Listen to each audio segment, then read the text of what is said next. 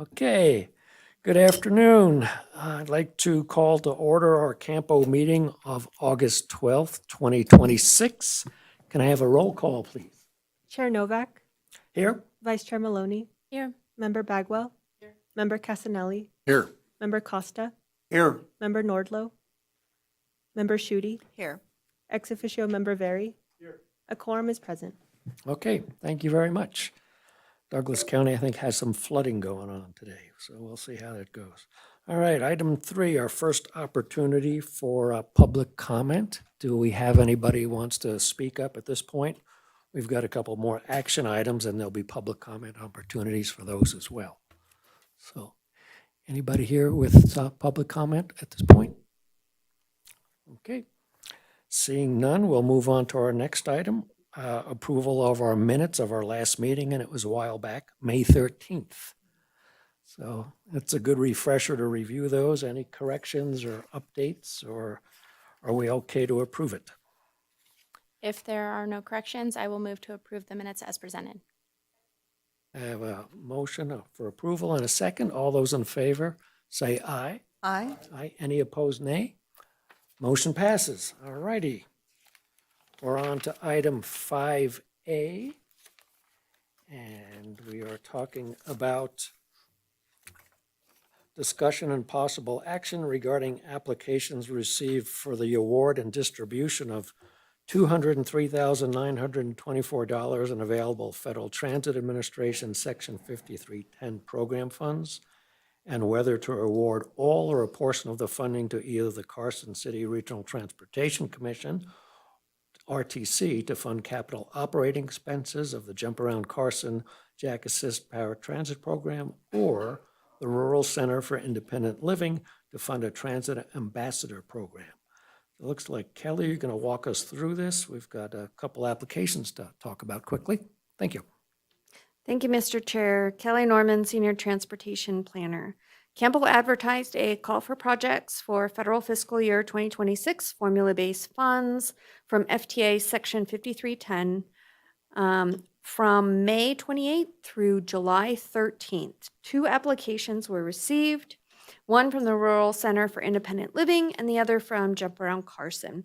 This was a tough decision, but due to the results of the application evaluation checklists on packet pages 11 through 14, staff recommend awarding the $203,924 available funds to Jump Around Carson.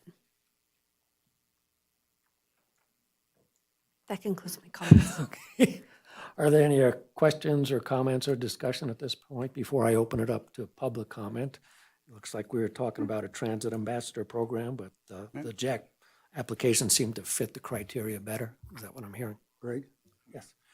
Just have one question. Wondered how the additional funds would be manifested in the budget. Would that increase the funding authority, or is that just revenue to fill in the existing funding authority in the budget for with that program?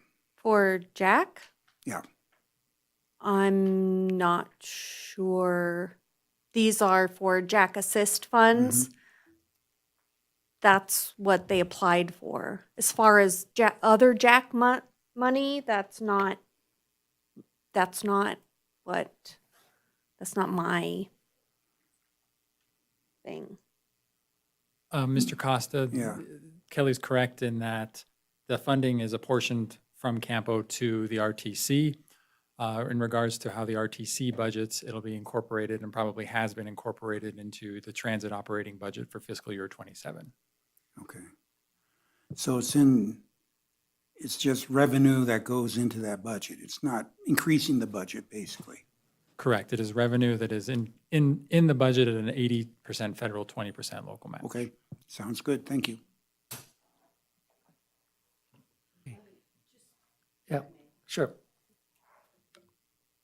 I think that I just want to comment that I appreciated the other application for looking to see if there were things in the Jack system that could help expand or provide ridership clarity. And so I really appreciated that application to give us food for thought, for things to think of. And I just really want to applaud them for thinking outside of the box. What makes that difficult to approve, or always for me on any applications, is when you're bringing a new idea on board and it has a staffing component, even though theirs is a lot of appeared to be volunteers or people making a small hourly wage, that the program hinges then, I think, on continued funding, right? Because it's not, or I did not see in the application that there was replacement money or what they were going to do if the program didn't get funded then the next year and the next year. And so, but I really, I thought a transit ambassador was kind of an interesting take on what could we do on transit. And then more importantly for me, I don't know that I saw anything from any surveys or anything that we've done that what issues they're trying to address are issues. And so that makes it hard. They may have, this group, an inside track, because maybe a lot of their users of their services are able to articulate their concerns with the system. So they very well may have insider knowledge that an ambassador program would be helpful. But I just wanted to put on the record that I really appreciate out of the box thinking, and just because I'm going to vote the other way doesn't mean that with some further review or things that it might not have an opportunity to succeed in the future. Thanks. But I think we all agree anything that would help get more riders on our transit system is worth looking into, regardless of actual money going towards this program. I think keeping that back of our mind, find a good way to actually do this type of thing. Yep. And I think I saw there was a draft bill at the federal level for transit ambassador programs that maybe that would happen, but it was, being pushed by the major transit agencies. So we'll see. It's a good idea. Okay. There's no other comments from the board. Any public comment on this item?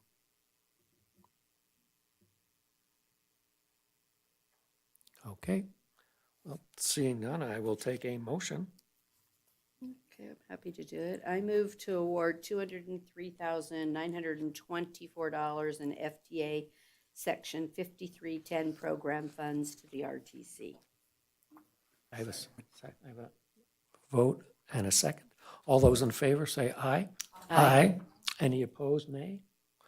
The motion passes. All right, we'll move on to item 5B. Discussion and possible action regarding an application for the award and distribution of $127,684 in available Federal Transit Administration Section 5339A program funds to the Carson City Regional Transportation Commission to fund Americans with Disabilities Act accessible bus stop improvements, including construction of sidewalks, curb ramps, and bus stops for the Jump Around Carson transit system. Again, Kelly, you're going to walk us through this one? Yes, thank you, Mr. Chair. Kelly Norman, Senior Transportation Planner. So CAMPO advertised a call for projects for federal fiscal year 2026 formula-based funds from FTA Section 5339. From May 28th through July 13th, one application was received from Jump Around Carson. The application was acceptable. The application eligibility checklist is available as Exhibit 1 on packet page 90. Staff recommend awarding the $127,684 of available FTA 5339 funds to Jump Around Carson. Okay, any questions or comments from the group here? All righty. Any public comment on this item? Yes. All right.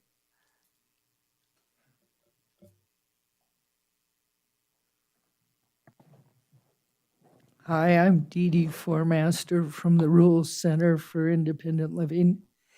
And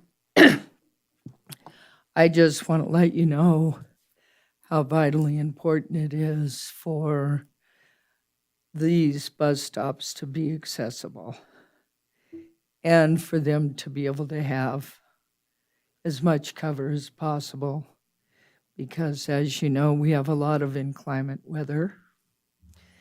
And also that they, to make sure they're clear of snow during the winter months. So, but I'm happy to see that some action is taken in this direction. Thank you. Okay, any other questions or comments for the group? All right, seeing none, I will take a motion. I move to award $127,684 in FTA 5939A program funds to the RTC. What account number? 53? 5339A. You said 59. Okay. Oh, I did? Oh, Yeah, that's sorry. right. 5339A. We'd like to create 5939 if it has any pot of money to give us. That's right, that's right. Second. All right, we have a motion and a second. All those in favor say aye. Aye. Any opposed, nay? The motion passes, and we'll be doing some more bus stop improvements, and it looks like they'll be considering the route refresh as well. So sounds like a busy year for transit coming up. All righty, item 5C. Discussion and possible action regarding the distribution of up to $201,500 in federal surface transportation block grant funds to Douglas County for the Jacks Valley Road Arcadia Drive Crosswalk Improvement Project. Chris, it looks like you're going to walk us through this one. Oh, NRS 281A.420 requires me to disclose conflicts of interest and abstain from voting when I have a disqualifying conflict. My nephew is Chris Martinovich, who is employed by Carson City and will be presenting this item. Chris and I are not receiving compensation of any kind directly related to this item. It will not foreseeably impair or enhance the terms of his service with the city, and we are not affected by the outcome of this item to a greater degree than any other resident of Carson City. NRS 281A.420 requires abstention in clear cases, and the independent judgment of a reasonable person in my position would not be impacted by my familial relationship. Therefore, I do not have a disqualifying conflict and will be voting on this matter. all righty. Thank you, Mr. Chair. Chris Martinovich, Transportation Manager. This item is noted as to award Surface Transportation Block Grant, or STBG, funding to Douglas County for a project in Douglas County located on Jacks Valley Road at the intersection of Arcadia Drive. This item came as a result of the March 2026 CAMPO meeting, in which CAMPO allocated STBG funds to a couple of Carson City projects, and there were some remaining dollars left for us to continue to coordinate with our partner agencies to award whatever money we had available. I do want to note that the staff report says up to $201,500 in STBG funding. The exhibit on packet page 170 for the cost estimate, that's the total project cost. And as we all know, that STBG funding has a 5% local match, which is approximately $10,000. So in order to fund a $201,500 project, we need $10,000 in local dollars, which means we only need $191,500 in surface transportation block grant funding for Douglas County to complete this project. So slight error there on my part, not accounting for the 5% match. It does work out, however, as you read the staff report, we estimate we have approximately $191,500 in STBG available following coordination with NDOT. So coincidentally, that is how much money we have available to award. I do not know how that happened. It's just the way it did work out. So as described in the staff report, there are options to award additional STBG funding from future years, which is reasonably expected to be available, but we don't have to worry about that at this time, as we're confident that that amount is available currently. So that concludes my comments, but I'm happy to answer any questions if that led to any further confusion. Thank you. Have to revise the language in the proposed motion then for that amount. To Okay. 191,500. Right, okay. Any other questions or comments on this one? My original review on this, is that school going to stay open or not? And do we still need the project? But it sounds like both are true, so see how that goes. I spoke with Mr. Nordlow today, and he did say that Jacks Valley is remaining open for at least another year, and they'll reevaluate its continuing operation going forward. All right. Any other questions or comments on this one? Looks like we see, we had money and we saw other projects, and we have one that, And they're still going to, they've evaluated enough to say they're going to put their match in. I mean, I think that's what's imperative to understand, is that we're granting the dollars and the project will go forward. Yes, in coordination with Douglas County, they have agreed to the match amount. And I'll note that this money is a pass-through essentially for Campo. Then it'll be the responsibility of Douglas County to execute the local public agency agreements with NDOT and administer and do the project. Campo's role in this essentially ends today unless Douglas County can't use this money for any reason.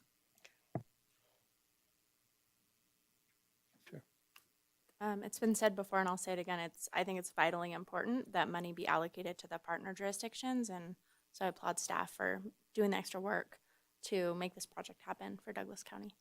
Good job. okay. Any other comments, or I will entertain a clarified motion here? Did you take public comment? Oh, public comment on this one, sorry. Do we have any public comment on this? There's more public here than normal. Not yet. Okay, sorry, I missed it. You ready? Okay, I move to distribute $191,500 in STBG funding to Douglas County for the project. Second. I have a motion and a second. All those in favor say aye. Aye. Aye. Any opposed, nay? Motion passes. All right. We are on to our next item. Chris, the Transportation Manager's Report. You have some information to share with us? Yes, thank you, Mr. Chair. I want to start with, I guess, sort of sad news, not good news, in that we received a report, the statewide monthly fatality report. And looking at the counties of Carson, Lyon, and Douglas, Carson City is the bright spot. We are down in our fatalities in 2026 as compared to 2025. But when we look at our partner agencies of Lyon and Douglas County, fatalities in Lyon County so far in 2026 are 14 as compared to 3 in all of 2025. Douglas County, it's 3 as compared to 1 in 2025. So fatalities and crashes related to fatalities in those counties has definitely increased. I don't know, and I don't have that information as to how much of that is in the Campo boundary and how much is not. We will get that, in future year information. But overall, fatalities in those areas are up, and I know the state and NDOT is super concerned and is taking steps, as is Campo and all the agencies across the state. So I just wanted to note that for you all. Also related to crashes is the interchange, the end of I-580, US 50, US 395 in South Carson. That is pertinent to both Carson City and Douglas County. As we know, there's been a number of crashes in that location in recent weeks.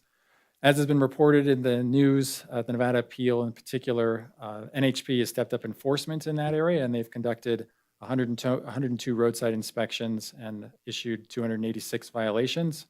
A number of drivers and commercial vehicles have been taken out of service as a result of those enforcement actions, and so they're looking to make our roads safer at that interchange. When we look at completion of the interchange, there has been some coordination. We met with NDOT the other day about what's the status of the interchange project, what does it look like, what can we do, what is there funding ever coming, what's the overall funding picture? And I think it's still a number of years out before we see construction, probably more than 10 years out at this time, given the funding both locally and at the state level. There could be grants we could pursue, and so staff are going to start coordinating with NDOT to identify what design changes to the existing design that's been laid out several years ago may need to happen so that we can be forward compatible with, again, future designs going forward and the entire 395 corridor. So we're going to start coordinating with NDOT on that, and that'll allow us to potentially push for federal grants or other prioritized funding to allow for advancement of that project in the coming years. But it's still relatively low priority for the state, and there's a lot of priorities that they have to deal with, both north and south. And so we're in that mix, but not at the top of the list. So I just wanted to be informative and open about that. We are coordinating with the state on ways we could make some progress in the near term. Related to the crashes, Public Works. Oh, yes. Thank you for the update on that. Is there anything that CAMPO can do to expedite that project? I know we've put it on the project list. We've said that it's important.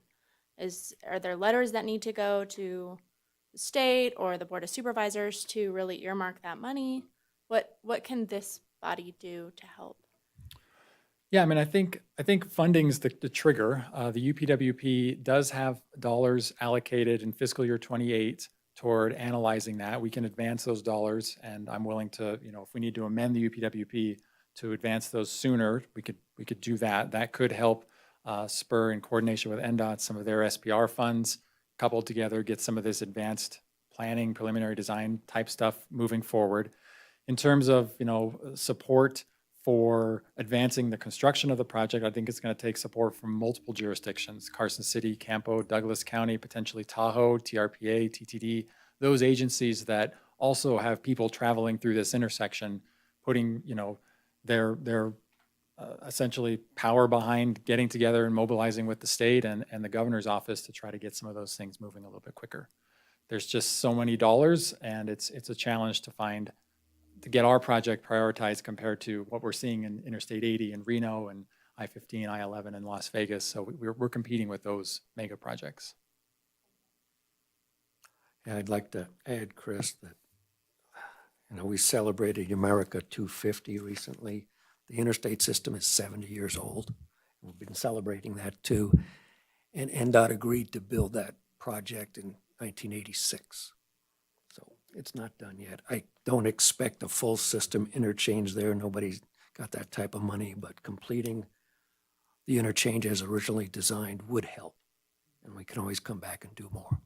So I don't know if there's anything we need to discuss at Campo level, if there's agreements between Carson and NDOT that we need to revisit.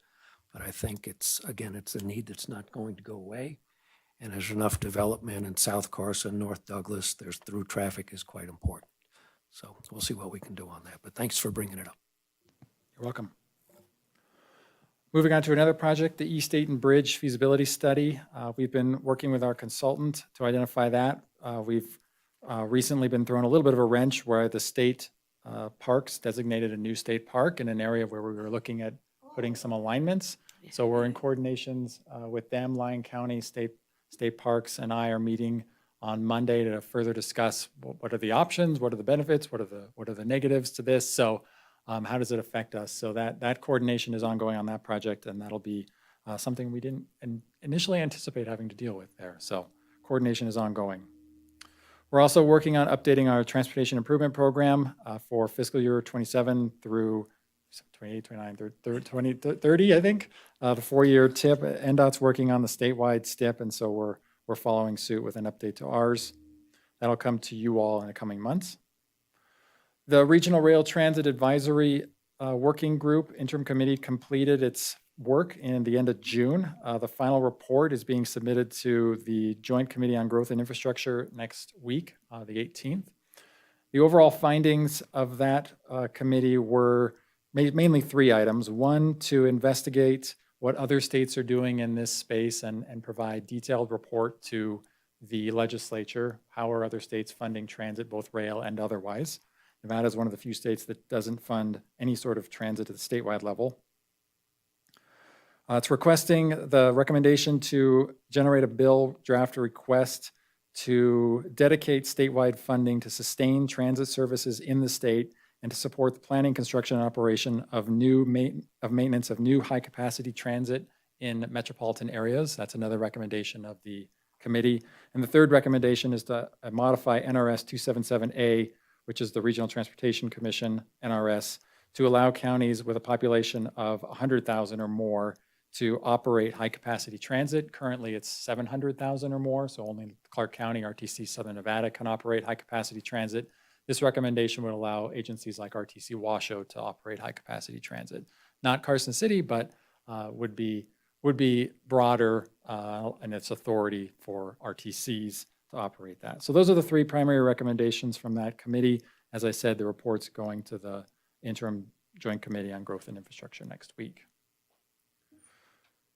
The last thing I wanted to note was long-term here on your radars, November 11th is a Wednesday. It's the second Wednesday. That's Veterans Day. So we will not be having a meeting on November 11th. I've recommended that we could have a meeting on the 16th of November. If that all works for you, we'll coordinate schedules on that. That's Monday, the 16th is the tentative plan, and we can coordinate that off the side. But I don't want to put that on your radar as a draft tentative hold date for the CAMPO and RTC meetings. And that concludes the Transportation Manager's Report, Mr. Chair. Okay. Any other questions for Chris before we move on to the next item? All righty. On to item 6B, the monthly report from Nevada DOT. And they had a board meeting yesterday. So, Kevin, do you have anything to share with us today? Yeah. So, as Chris mentioned, we're moving through preparing our annual work program for the federal fiscal year 2027. We introduced that yesterday or on Monday. That's basically all NDOT-led projects. Those projects are then used to ultimately populate our first year of the STIP. In September, we plan to start introducing what that 4-year document for the STIP will look like. Currently, we're trying to figure out what, thank you, I-80 might look like. And so we're just in between some things with how much and what I-80 may ultimately cost. So we're really advancing on the annual work program for 2027 with the idea of starting to introduce what our 4-year transportation improvement program looks like. In July, on a better note than our funding woes, we did host WashTow, which is a regional transportation conference. It's a Western States conference in Las Vegas, and it happens. Nevada gets to host that every 18 years, so it was a pretty successful event down there, and I think we were able to showcase the great work NDOT is trying to do for the state, as well as showcase the great state we all live in. And so, other than that, I don't have a whole lot. I'm sure you guys might have some questions for me, but we're working with the city as well as CAMPO to help navigate some of these tough financial situations with project delivery. Yeah, when I watched the board meeting replay, I think the annual work program is out for public comment now. And it has a list of projects, and we can check into that to see what's coming in the neighborhood. Yeah, so it will be, I believe we're putting that on the 15th. I can't remember the exact date, but there will be a 7-day public comment period for the annual work program. When we do start the adoption process for the statewide transportation improvement program, that will also go through a public comment period as well. We're just trying to separate the two a little bit so that we have some distinction between what the annual work program is and what the STIP is. Okay, good. Yeah, one of those that I saw there, it's definitely outside of Campo, but reconstructing a new State Route 361 around the air base in Fallon, and the Navy's going to pay for that. So that's been in the works a long time. So you won't be able to drive and get bombed at the same time. So we'll see how that goes. Any other questions or comments for Kevin at this point? I have one, Chair Novak, if I I know in May, Kevin, you gave us an update that the Dayton pavement rehabilitation project was going to be going out to bid soon. I was just wondering if that had been awarded or if we have any status updates on that project. Currently, and I meant to look that up earlier today, I will give you an email or at least speak with Mr. Sheets on that. I meant to do that. I did not look into that, but I know that I haven't heard anything that it hasn't. So Okay. I will get with you either tomorrow or the next day with an email. I have to Yeah, I actually go to- appreciate it. I mean, yeah. you see our fatality rate is way up there, and a lot of those are attributed to that stretch of road right there. So I'm anxious to get that project underway, but appreciate you. Yeah, Thanks. so are we. All righty. With no other comments, we'll move on to agenda item 6C. Any other comments or reports from any of the group here or things we want to talk about in the future? Okay. Seeing none, we will move on to our second opportunity for general public comment. Do we have anybody who wants to step forward at this point? Okay. Seeing none, I will be adjourning and we'll be starting RTC meeting in 5 minutes. Okay, thank you, everybody.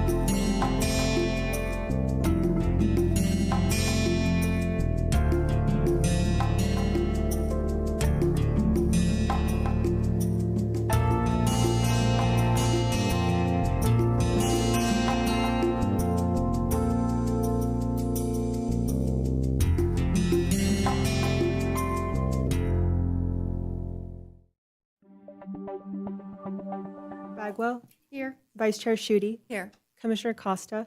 Here. Commissioner Maloney, Here. Commissioner Novak. Here. A quorum is present. Thank you so much. Okay, we're going to move on to agenda item 3. This is our opening public comment. Do I have anyone that would like to make opening public comment? Ms. Sullivan?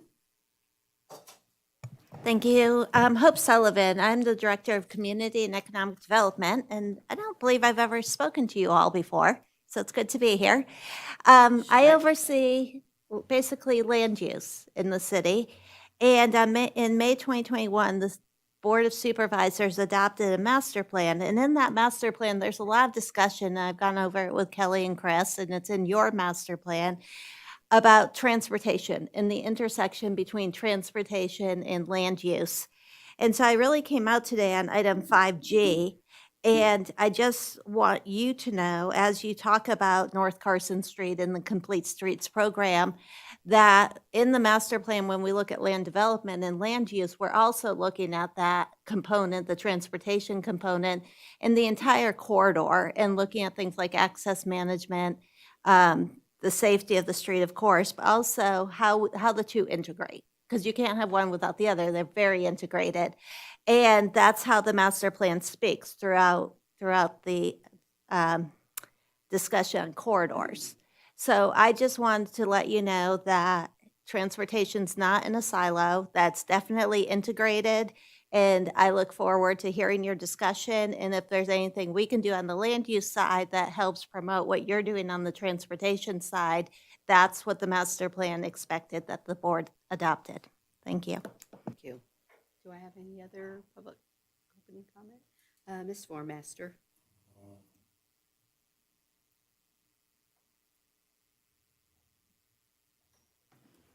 Hi, I'm Dee Dee Formaster for the record.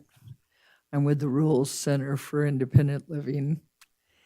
And I just want to remind you that Fifth Street is getting a little dicey as far as signage for sidewalks go. And I'm extremely concerned because on the west side, everyone walks. And so I don't think it's a very good idea to have a huge tractor parked in the middle of Fifth Street with blocking one total lane of traffic. And so you have to drive around it. All night long, it was parked there. And there was no one directing traffic, of course, in the middle of the night. And although there was little cones around it, it still was a very dangerous situation. And so kind of need to keep an eye peeled over there on that Fifth Street corridor because it's getting a little dicey over there, and someone could have easily come down that, shot up Fifth Street there and rammed right into that really nice tractor that I'm sure is probably city property. So, and also again, they're building on both sides of the street again. So if they're going to do that, they need to close down the whole street and have people drive around, because when you're blocking both sides of the roadway, people who are walking cannot easily get around things. And I'm extremely concerned someone's going to get hit, because that is very narrow to begin with over there in that area. And there's cones everywhere, and it's they're even impeding the sidewalks that are supposed to be utilized. So I'm just voicing my concerns. Thank you very much for your time. Thank you. Do I have any other public comment? Good. Okay, with that, then we're going to move on to the agenda. We're on item 4A, the approval of minutes of June 10th, 2026. Does any member have any corrections? Seeing none, I'll accept a motion for approval, please. I move to approve the minutes from June 10th, 2026 as presented. I will second. I have a motion and a second for approval. All those in favor, please say aye. Aye. Aye. Any opposed, say no. Let the record reflect it was unanimous. We're now going to move on to agenda item 5A, which is discussion only. It's a presentation on our interbus service between Carson City and Washoe County. Hi, are you going to take us through this? Madam Chair, I'd like to introduce Alex Cruz from RTC Washoe. I believe we're all familiar with him, but Yeah, I thought we know. I was just going to say, he came back to visit us. back to visit us. He's going to give us a presentation on the RTC regional connector that runs between Reno and Carson. Good afternoon. Turn Thank you for having me back. Alex Cruz, Senior Transit Planner with RTC Washoe, for the record. So I'm just going to go through a quick presentation on the Regional Connector, which is our commuter service, and then just kind of give a quick little update and a little bit of a discussion. So some of the basics about the Regional Connector. It's a joint partnership between RTC Washoe and Carson City RTC. It's operated by RTC Washoe, but it is also funded by both jurisdictions, so Carson City and RTC. Being a commuter service, it only operates 3 trips in the morning and 3 trips in the afternoon, so trying to get employees over from Reno to Carson City or vice versa in the morning and then bring everyone home at night. There is no weekend service because the commuter service, and we primarily operate on electric vehicles. And as of May 2026, we have switched to a $2 fare for the service. It was previously $5. Some of the ridership for the service last year was 21,766, which was an increase from fiscal year 25. It is definitely up from our absolute low that would happen during COVID and during those RTC driver strikes. Those driver strikes hit RTC Washoe pretty hard. So it dropped down pretty low, but we have been making a steady increase year over year, and we've kind of hovered around that 20,000 mark for the last few years. So where are people going when it comes to this service? In Reno, the 3 busiest stops make sense. It's our 4th Street station, which is that downtown transfer station, with 27 people getting on, 13 people getting off a day. Meadowood Mall is also a very popular one, same thing, 16 people getting on and 22 getting off. And then the Summit Mall, which is at the furthest south stop for Reno. Getting a little bit less, but it's still very popular at 6 people getting on and 9 people getting off. For Carson City, it's really about 2 stops. So Little Lane at NDOT, so that's at those NDOT headquarters, where 13 people board and 10 people get off a day. And then Washington at Plaza is basically the north side, I believe, of that, the Carson City transfer station, where most people are getting off. And then turning around the bus on the way out is Robinson at Plaza with 10 people getting on. Some of the struggles for the Regional Connector service, costs are increasing yearly. So I think this kind of affects everyone, but labor has increased by about $40 in the last 3 years. Fuel remains unstable, and that is a pretty big cost for most of the service. We are electric, but we do, when those buses aren't available, we do run the diesel hybrids as well. It also had a difficult fare structure. So before that $2 fare change, it was $5. It can get a little frustrating for people when they see, it's a RTC ride service. They thought it'd be $2, it was actually $5, and then they weren't sure if they were going to be able to transfer onto Jack, if they were able to transfer onto RTC Washoe service. So that was a little confusing for people as well. And then that last bullet, our electric buses will be phased out of the RTC Washoe fleet. So we did go with Proterra buses. Those are no longer being made anymore. They're very difficult to maintain as of right now. So we'll be moving away from those electric vehicles within the next probably couple of years.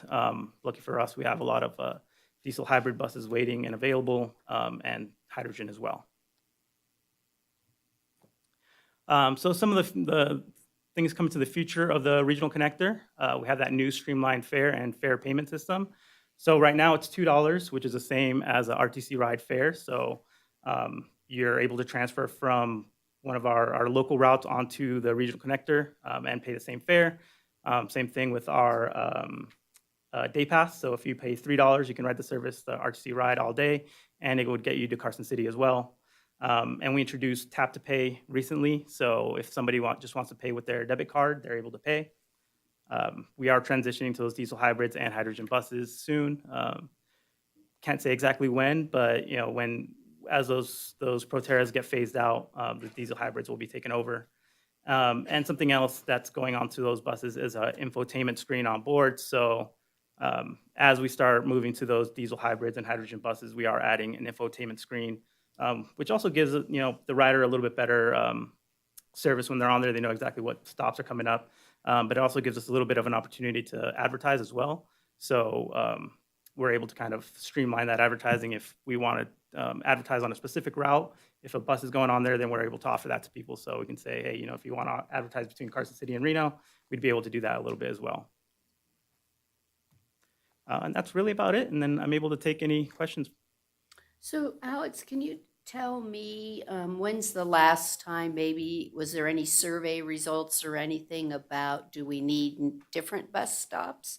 Are there areas in town that would be very helpful for commuters that we're not servicing, or they have to go too far to get to one of our stops? Because we're at Little Lane, Washington Street, so nothing more north, and as, right, which is a huge work area for people that might, people working to the Gonai section of town and things of that nature. So have we ever, and even for our crew, reached out to employers or anything to determine whether there's options or needs of adding a route there or a stop that would be better? Yeah, thank you for the question. I don't think we've reached out directly to employers. We do have stops on the north end of Carson City, so right by Carson Tahoe. There are stops. They're just not frequently used, Okay. but they are there and they're available. So there's more stops than the three you just highlighted, the Yeah, ones that had yeah. at least 10 people. Those are just our more Maybe. popular ones. Okay. The last I looked, I think Carson Tahoe had an average of one person getting on and off a day. As far as the survey goes, we just did a survey for our short-range transit plan, asking about all of our routes. The regional connector came up a little bit, but not too much as far as the service. But the main things that we were hearing is people kind of want more service because it is a commuter, and it's really early in the morning or really the afternoon. And so people that have, say, doctor's appointments want to get down to Carson City, and it might be during the midday, and they don't want to wait 6 hours until the bus comes back again, things like that. But that's kind of, there are kind of few and far between those comments. Okay. Mr. Costa, you have a question? Yes, I had a couple questions. One is, could you explain that for labor costs increased by $40? What is that? Yeah. So for RTC Washoe, it's operated by Keolis, who's our contract operator. And as COVID has come along and come and went, and labor kind of got a lot more expensive, we had that strike in 2022 that increased our labor costs. And we just recently went through another amendment to the contract. Is that $40 an hour increased, or how? Yeah. Okay. So it's, I think we were at somewhere about $70 or $80 an hour for revenue hour for us. Wow. And we're up to about 126, I think. And that's just, typical increases for the union. And then when we just did another union contract in 2026, a CBA. And so there's another fairly significant increase during that time as well. I was wondering about those hydrogen fuel cell buses. Mhm. When do you anticipate them coming on board? So they're testing right now. We have actually had them go out en route. We just haven't advertised it, just to make sure that they're able to go out. We're still on temporary fueling, so that's the main restriction right now.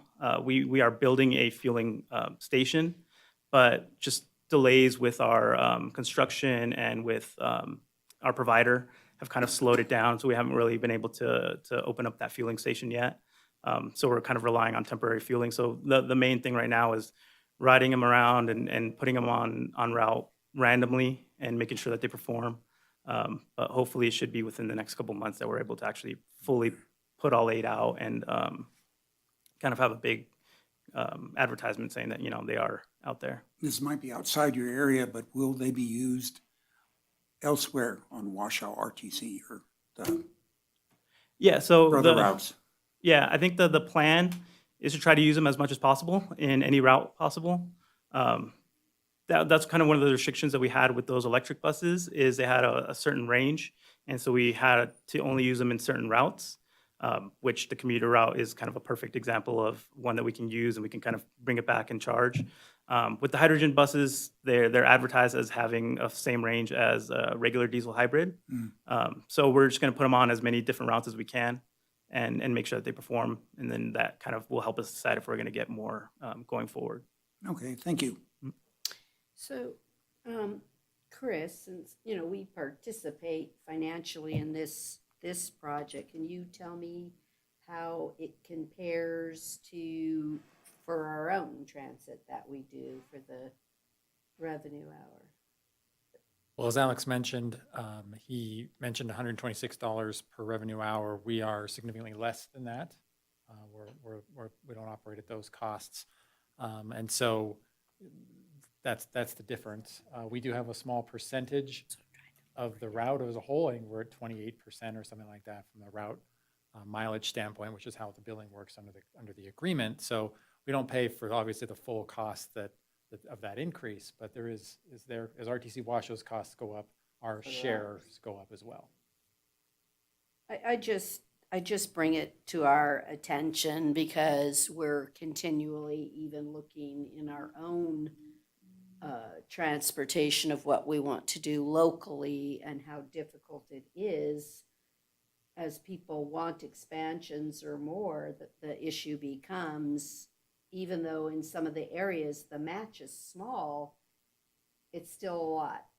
And so I just bring it up for comparison purposes to discuss, and that we're constantly looking at it.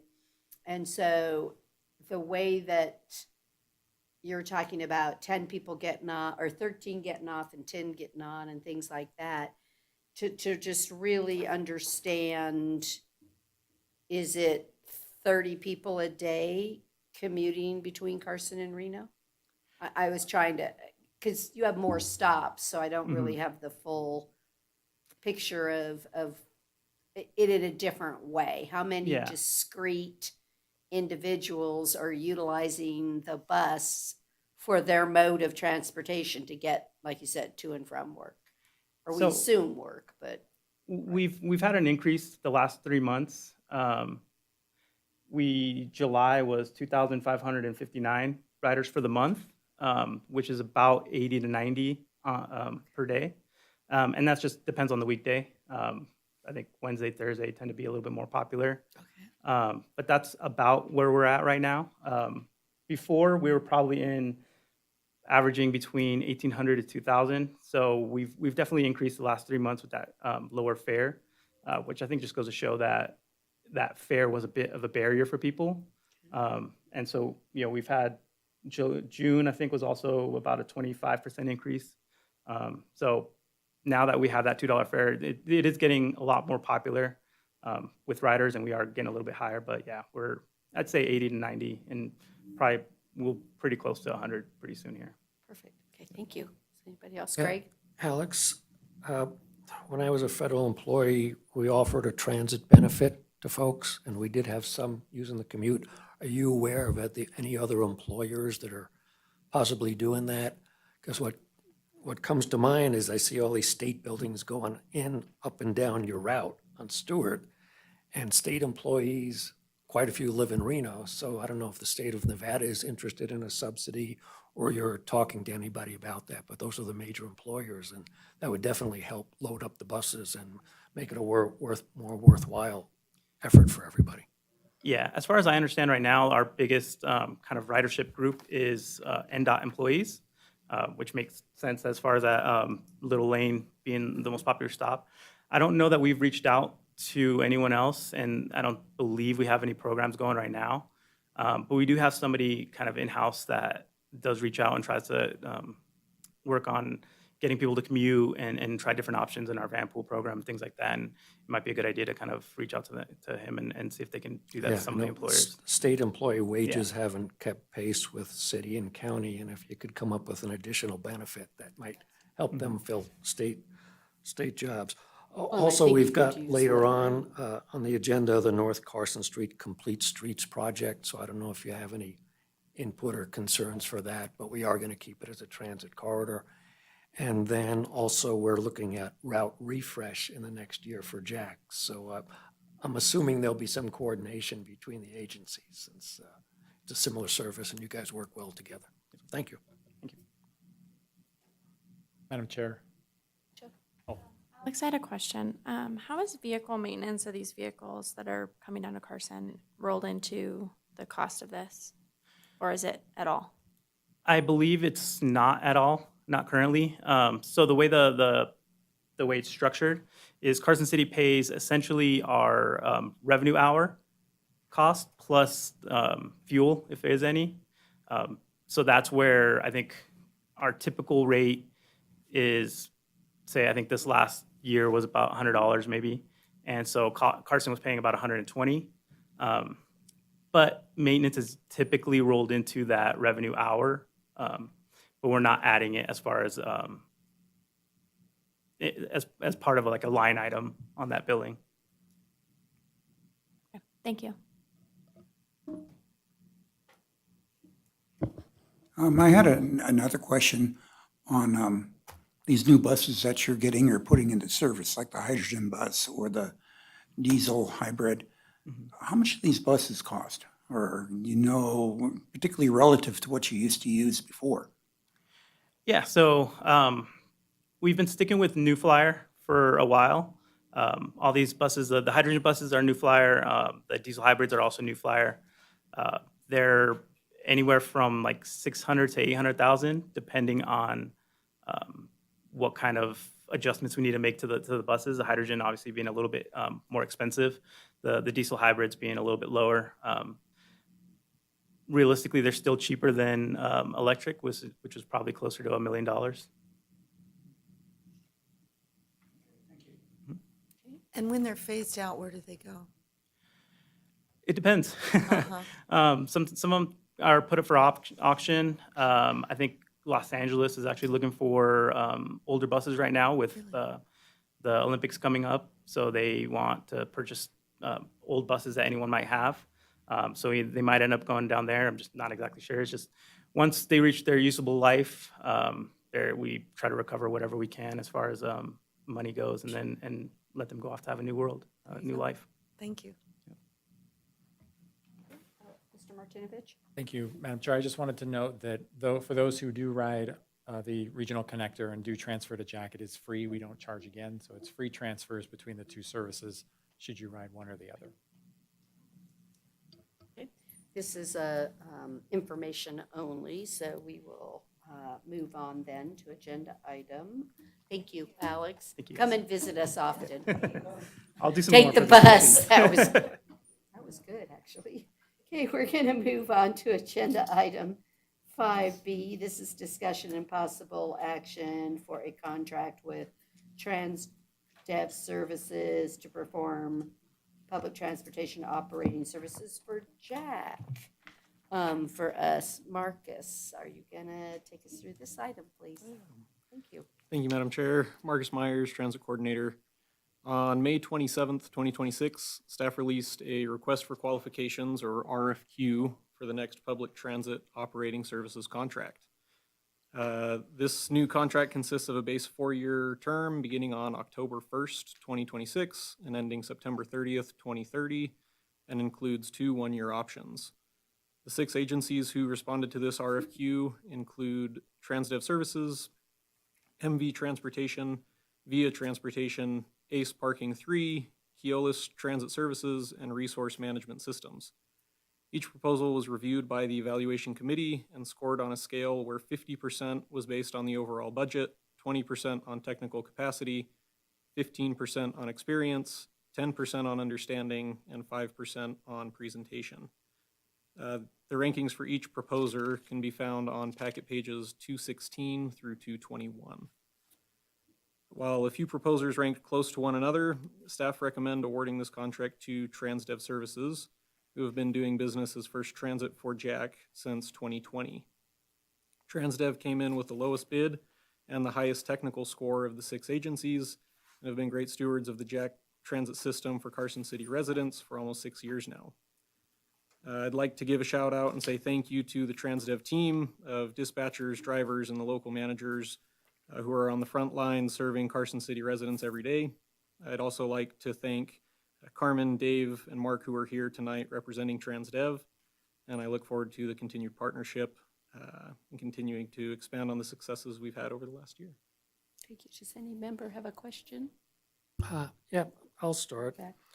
And, I was reviewing this stuff and, there's quite a bit in the packet, but the technical score, you factored in the budget in there as well. The clarity of the budget or something. So if you pull that budget part out, MV Transportation actually had the best proposal. So I wasn't sure what the difference between the top two and, how you rated that budget item in the technical score.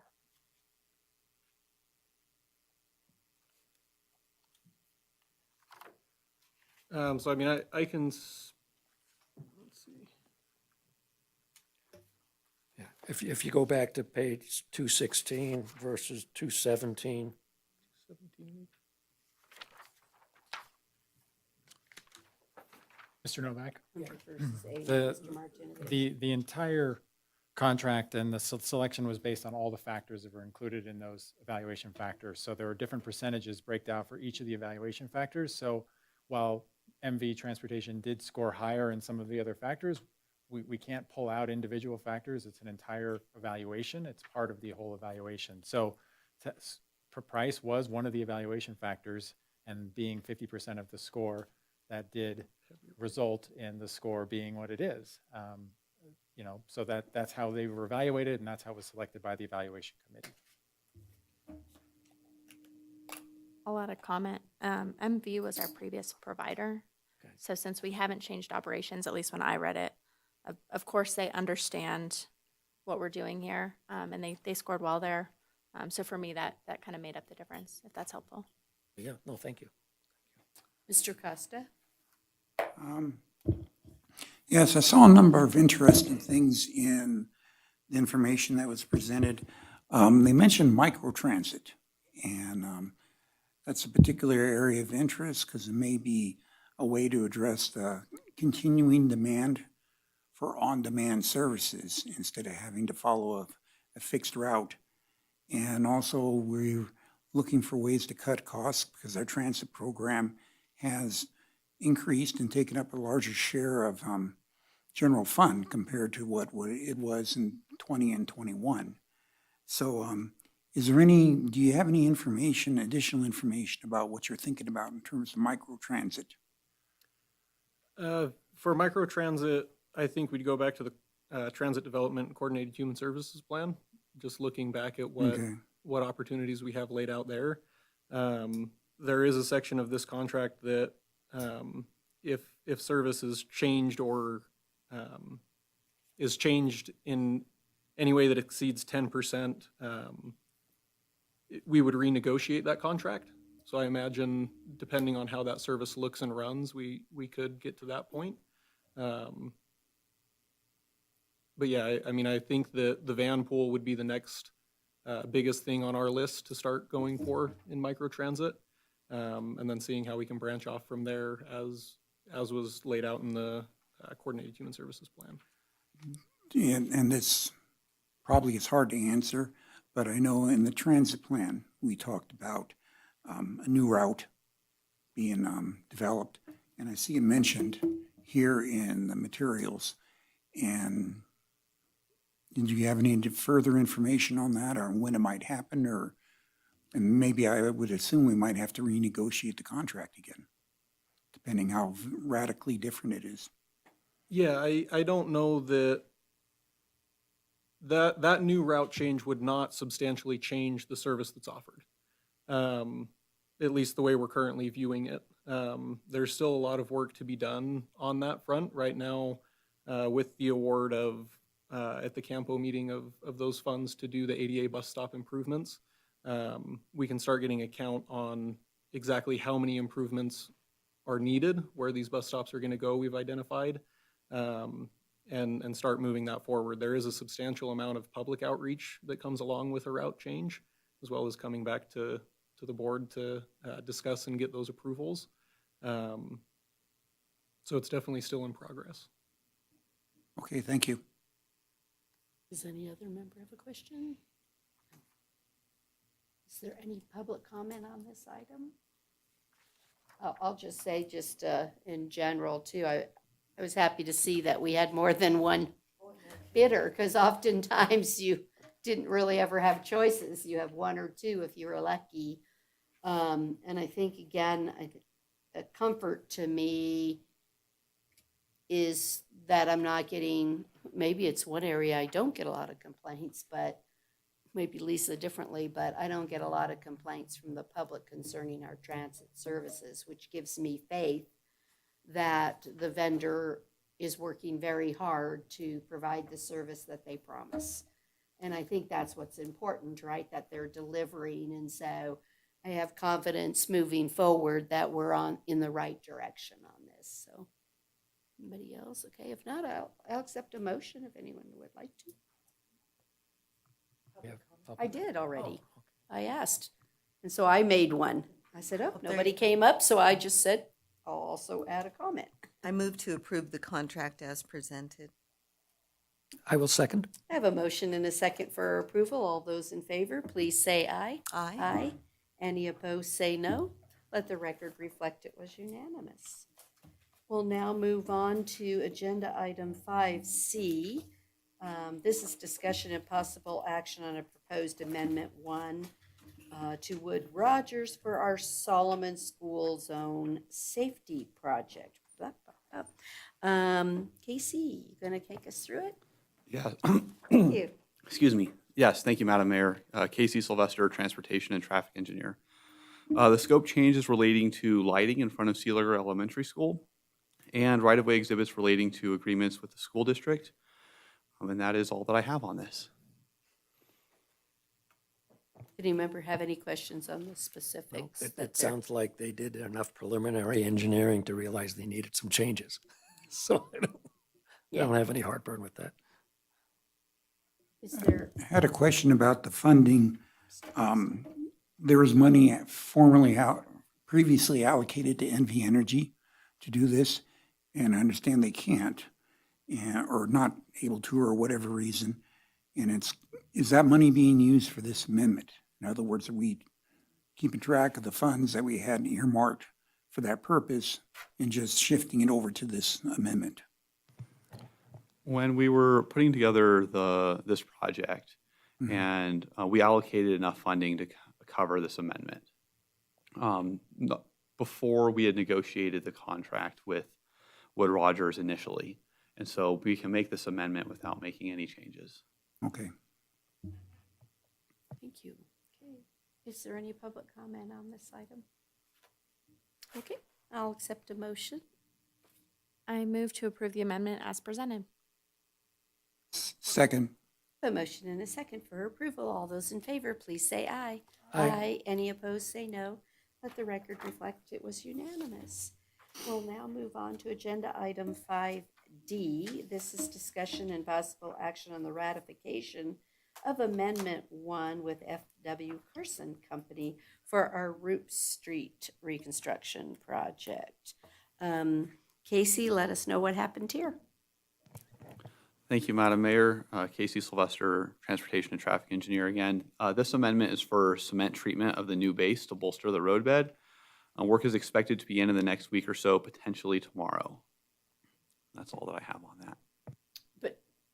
But let's try a little bit more. Yeah, oh, absolutely. We'll go with just a slight bit more here. The issue is, like Yes. many construction projects, sometimes you get into them and you find unexpected objects or things that you weren't expecting, and so a change order. And this one just, we couldn't get it done within the contingency that we had, so we had to do it. Because I want to be clear that we're asking you for a ratification. It was declared that we had to get it done.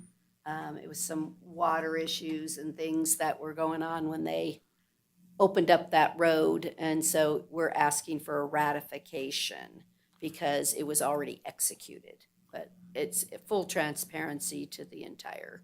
Yeah, I wanted to clarify that this work wasn't being held up. We for did this not. meeting, it was moving ahead, because we've seen that road's been closed, and how come nothing's happening right there? It sounds like it's just a matter of getting the equipment in to actually do the work. Yeah, and it's my understanding, right, at Friday?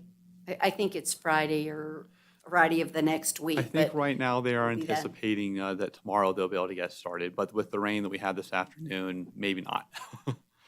Yeah. Best laid Waited plans. long enough.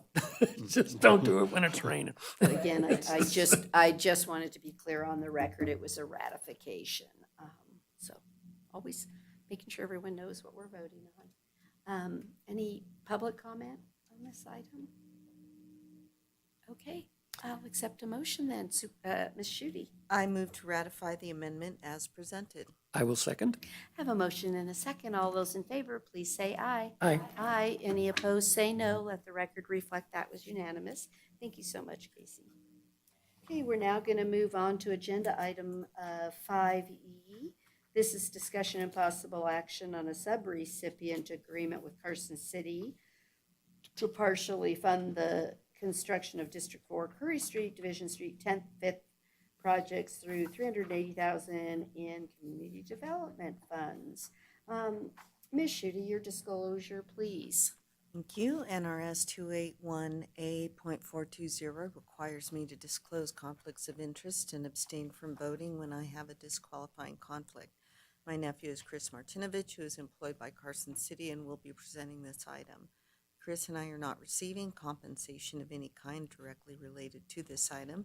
It will not foreseeably impair or enhance the terms of his service with the city, and we are not affected by the outcome of this item to a greater degree than any other resident of Carson City. NRS 281A.420 only requires abstention in clear cases, and the independent judgment of a reasonable person in my position would not be impacted by my familial relationship. Therefore, I do not have a disqualifying conflict, and I will be voting on this matter. Thank you so much. Mr. Martinovich? Thank you, Madam Chair. This item is to execute an agreement with Carson City in the amount of $380,000 in CDBG funding toward our District 4 project as listed in the staff report. The funding for CDBG is federal funding, so we have all the federal administration related items associated with it. But the funding specific will be used to reconstruct sidewalks and non-compliant, ADA non-compliant curb ramps along these streets, particularly on Division and 10th. As you all know, when we reconstruct roads or do major rehabilitation like a mill and overlay, we're required to make ADA upgrades on those roads, and this is funding that can make some of those upgrades, allowing our fuel taxes to be focused more on the pavement elements. So it's a good use of the funding.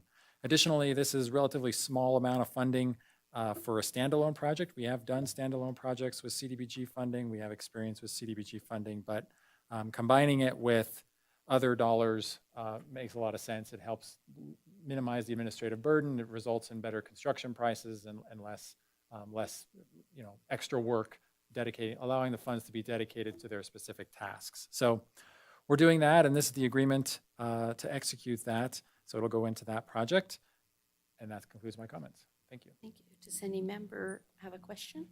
Yeah, just to Mr. point out, Novak? we do have, Americans with Disabilities Act transition plan, and we're looking at all funding sources to move these projects ahead, and I think commend staff for pulling this together.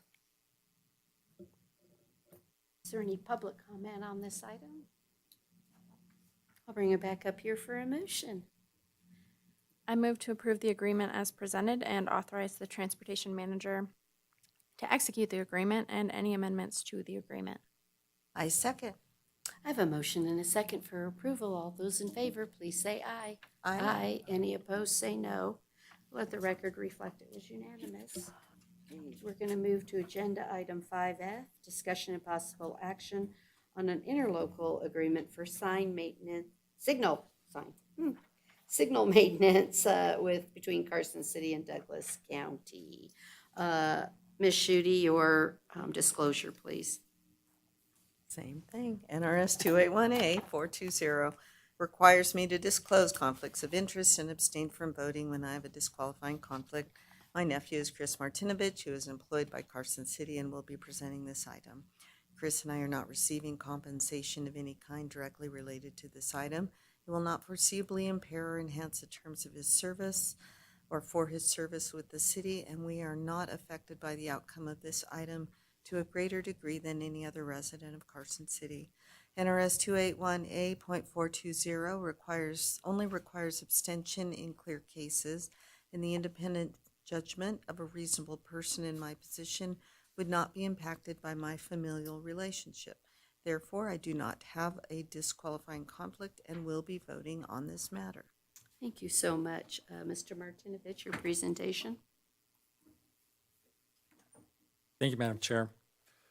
This is an item related to signal maintenance in Douglas County that Carson City performs on behalf of Douglas County.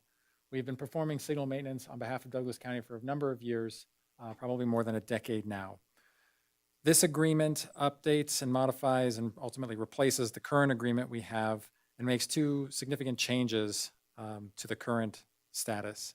The first change is it clarifies the responsibility of those devices that are maybe attached to, but not a part of the signal system. These include things like license plate reading cameras, other cameras for detection, video monitoring, things like that. Carson City will not have any role or responsibility in fixing, moving, maintaining, documenting, or anything associated with non-signal operation type systems. So this agreement clarifies those. Secondly, and probably more significantly, is the elimination of the $100,000 per year cap that the current agreement allows us to charge. This new structure of an agreement, and credit for this, I'll give it to James Jacklett, our control systems manager, for coming up with the system here, is essentially it accounts for actual costs, labor costs, vehicle costs, and charges Douglas County a prorated share based on how many signal systems we, the city, are responsible to maintain on their behalf. And so the calculation is reviewed annually based on the number of assets that we are responsible for maintaining for them and our internal staff charges. So in fiscal year 27, we estimate the charge to be $219,000, which is significantly more than the $100,000 cap that we have today. So that's the big change to the agreement. It will be reviewed annually. The agreement does continue in perpetuity. As systems are added, the system fee is recalculated, and we will charge Douglas County additional. Additionally, not included in that system fee that we also will bill Douglas County for is for those parts. If a signal head goes out, we have to buy a new signal head and install it. We will be billing Douglas County for those parts and materials, which is consistent with the current agreement that we have today. So no real change there, but that system fee is not the end-all, be-all of fees. So that's the update to this agreement. We are working with Lyon County as well as NDOT to update agreements both for those jurisdictions for the signals that we maintain on their behalf. And we're currently in coordination with both those agencies to get those agreements done. So look for those, in the coming months. I think Lyon County's will be first, but that is in the works. Yes, so that's this agreement. I'm happy to take questions. Thank you. Does any member have a question? Yeah, Chris, Something like that? I think I saw that, Carson City responds to uncalled for emergencies or whatever, and I thought I saw that power was out the other day and the signal at Topsy or whatever wasn't working, and Carson City responded to that, right? We did respond to that, yes. Okay. All right, just clarifying that you guys do quite a bit. Yes, and I will know, we want to continue to work with, in that case, NDOT and Douglas County on installing things like battery backup systems. All of the signals in Carson City have battery backup systems such that if power goes out, the signal continues to operate for a number of hours. Douglas County doesn't have that, and so we want to continue to work and make upgrades so that we may not have to respond when the power goes out. Let's let the batteries do their work. So lots of coordination, lots of needs out there. We've discussed that here in the past. But this is one step to help address some of those needs. When the power goes out, it reverts to a four-way stop, but not everybody knows that. That's what's supposed to happen. Acts accordingly. So, yeah, thank you very much. Do you see a long-term impact with doing the maintenance for this jurisdiction and any others, that there may come a time where we need more staff? Because are they adding so many lights that it's really then going to start causing, or we're just going to enforce that they got to put the batteries in? I mean, right? Where's the long-term impact that you see? I do see a long-term impact with, as additional signals come online in Douglas County, particularly the ruralness of Douglas County.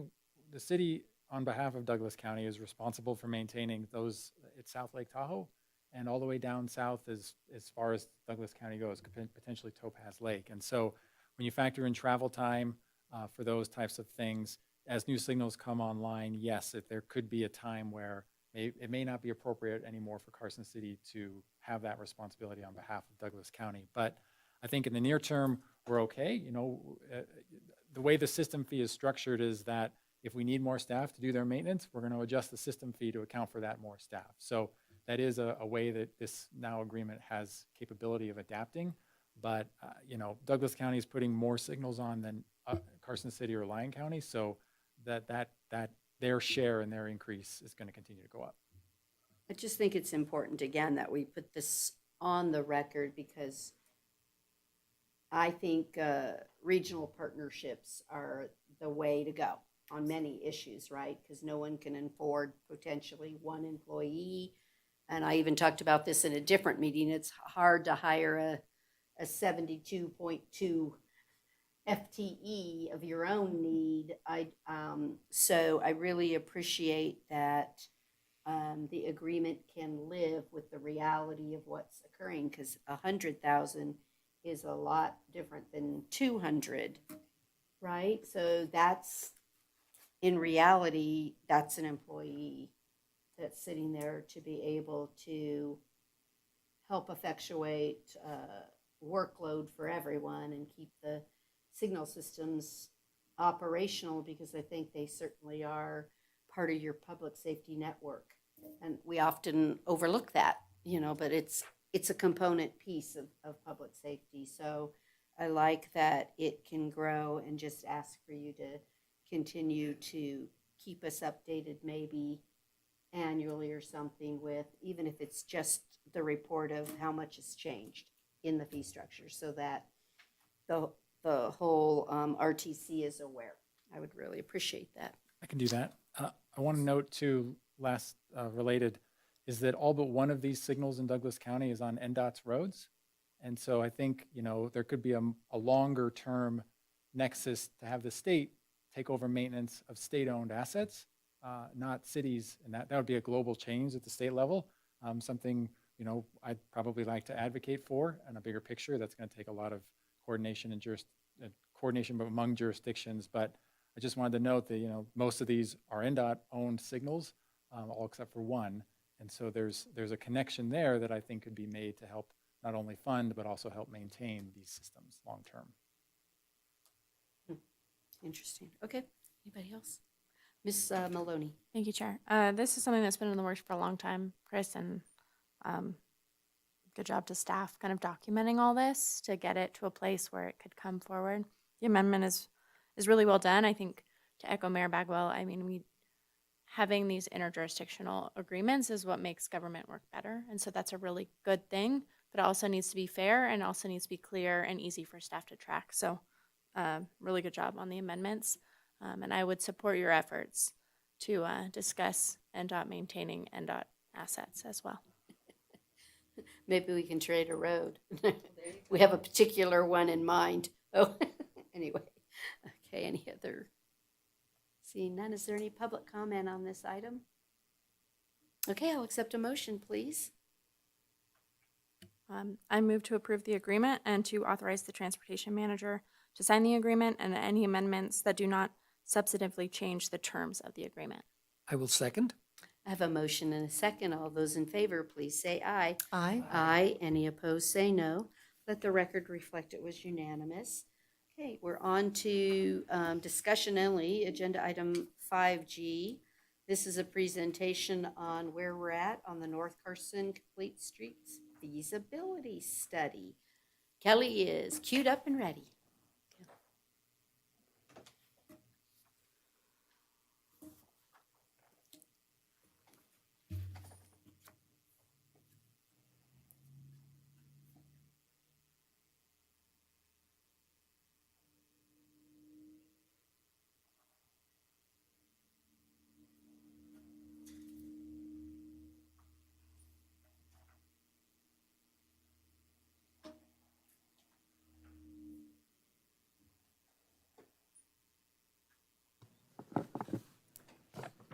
Thank you, Madam Mayor. Sorry, I needed a second to set everything up. Thank you. Kelly Norman, Senior Transportation Planner, for the record. In April earlier this year, staff gave the first update to the North Carson Complete Streets Feasibility Study. I spoke about the existing conditions, data collection effort, traffic analysis, the release of the survey and the comment map. Staff and CA group walked through the corridor, meeting and talking with at least 140 individuals and many, many businesses along the North Carson corridor as well. Thank you, sorry.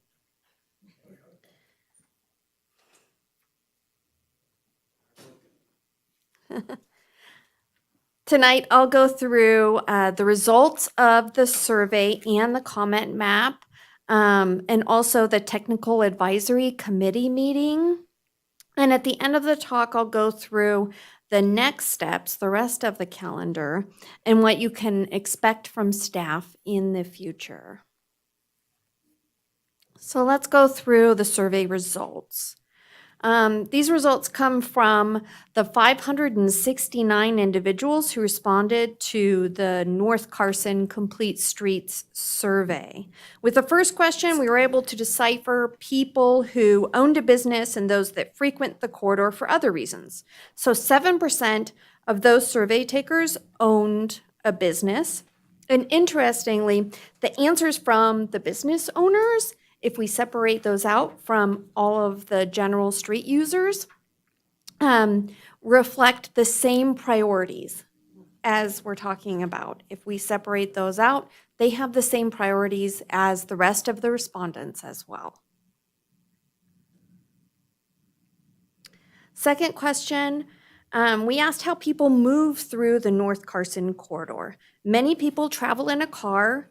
Some people use transit and carpool. Many more use bikes and or walk.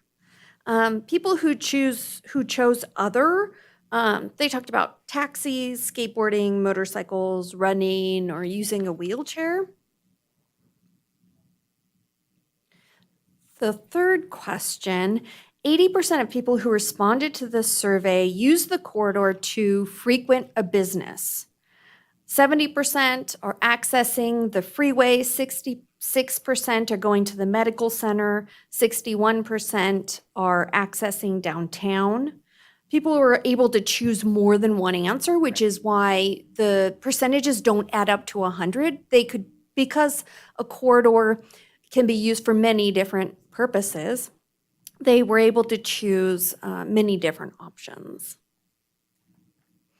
Other reasons, if people chose other, they could write in their answer. Some of the other reasons for people using the corridor was going home or walking or visiting friends or family or cycling or exercise in general. People like to walk on that corridor. Number 4, we asked people if they were familiar with the goals and objectives of the Complete Streets projects and policies. Over half said yes. Staff believe there's still an opportunity to get the word out about Complete Streets and their benefit to the community and economic development and social and community development as well. Question number 5. With this question, we wanted to know people's top 3 priorities for North Carson Street. So safety, beautification, and bike and pedestrian improvements were the top 3. And again, business owners reflected these same 3 priorities as well. The top 3 safety improvements or priorities for North Carson Street include pedestrian improvements, crash mitigation, which we gave examples within the survey, which could be signal timing, protected left turn lanes, or sight distance improvements, and also improved lighting.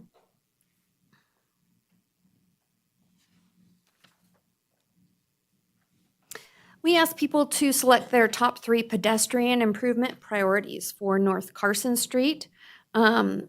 Pedestrian signals, multi-use path connectivity, and wide sidewalks were the top 3 choices.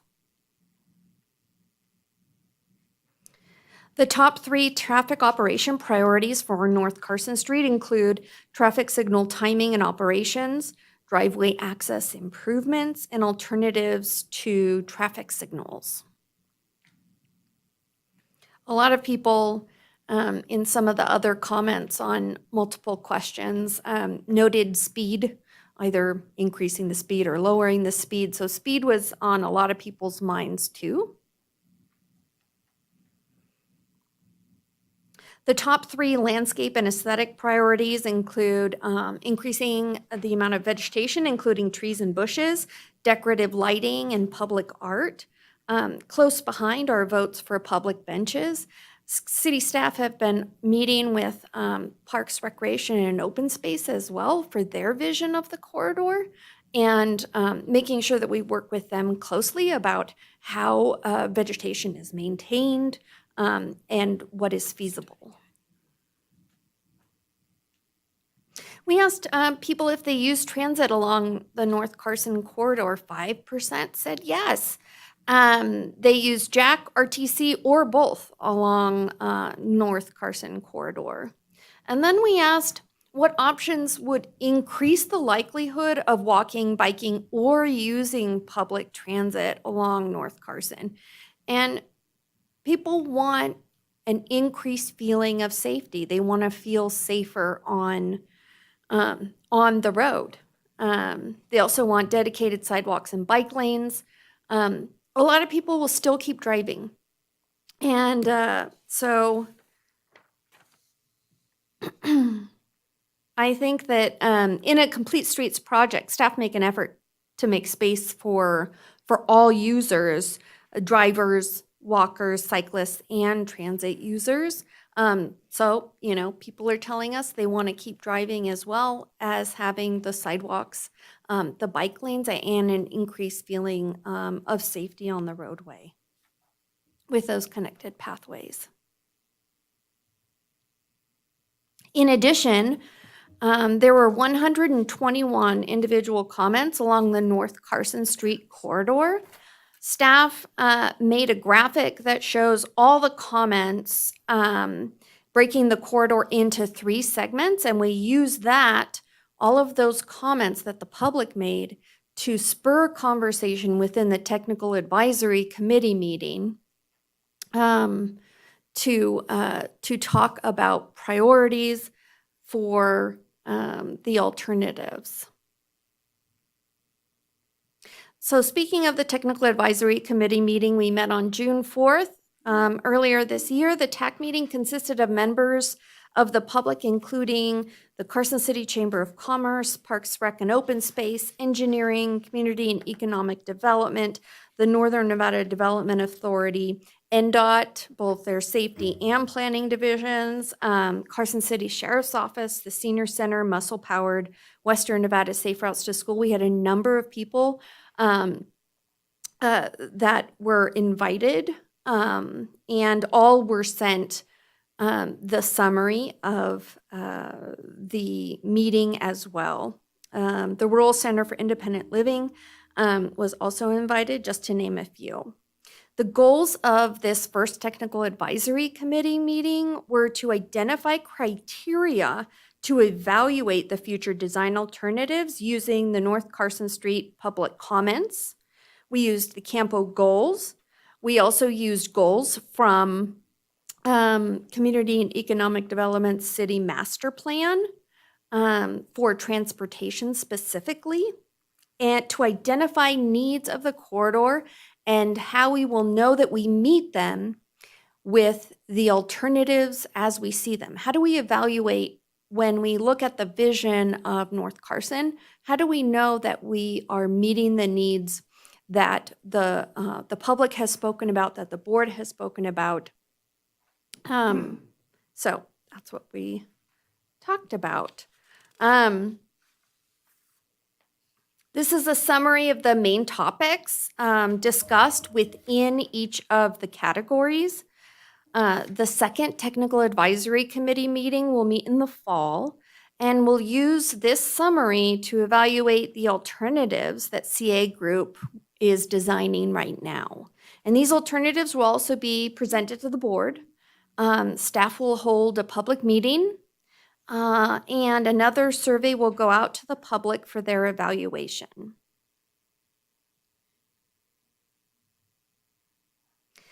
Right now, we are working on the alternatives for North Carson Street. Community and Economic Development has offered to host a listening session for North Carson businesses. Staff will come back to the board to discuss the alternatives, and then staff will finish up the feasibility study and provide updates to the board along the way. That concludes my comments. Thank you. Kelly, is there a lessons learned component that you think will be taken from the William Street corridor project and really used to help weigh, and even what happened on our South Carson and our downtown, and that we take all of those elements and really look to say, is there any process improvements that we can make? I think it's an important thing that some things just, hate to say it, are what they are because it's a construction project. But I think it's a value that how do you incorporate the lessons learned into or where in this process do you see that occurring? I appreciate that, Madam Chair. Staff is working very diligently to incorporate lessons learned and observations from all of the projects that are going on currently. The feasibility study is managed by a planner, and the design and construction is managed by an engineering project manager. And so I think communication is first and foremost. We're making extra effort to communicate with the public, with multiple board discussions open to the public. Survey, we want to know what people think. We walked up and down the corridor, and we will participate in the listening session. And I think that continued communication is essential, and having the engineering project managers also involved in the continued communication with the list of contacts that we've developed in the feasibility study is going to be essential to navigating all of any kind of uncertainties or worries that anybody may have. My goal in the feasibility study is to plan so that the project can go as smoothly as possible. Whatever I can do now to make the project go as smoothly as possible so that we do see that economic return, that economic investment into the whole corridor that benefits, they may see some lanes that are blocked and there may be difficulty, but the people can still get to their business. And then after it's done, people will have even more ways to get to their business. And all of these things, all of these resources, and all of the businesses along the corridor will have that benefit as well. So I guess in general, maybe it's just a question or to understand. When I looked at East Williams, like you said, first and foremost, I think that we trying desperately to keep access to the businesses, right? But you're exchanging something for that, which I'm assuming means length of project time. That's impacted when you get, right, versus closing it off and just going in there and getting it done and moving down the corridor. And so I don't know what the answer is, but I think that communication on the length of time of a project is imperative. I'm not sure that people understood, wow, it's 18 months or 2 years that somebody, I called them the orange cone zone or whatever, and they go, oh, they're orange flowers. So we were laughing about that because they feel like they're growing, they're just spurting up every day. And so I think it's imperative when we're talking to the public, that they also understand the full scope of it and why it's taking that length of time.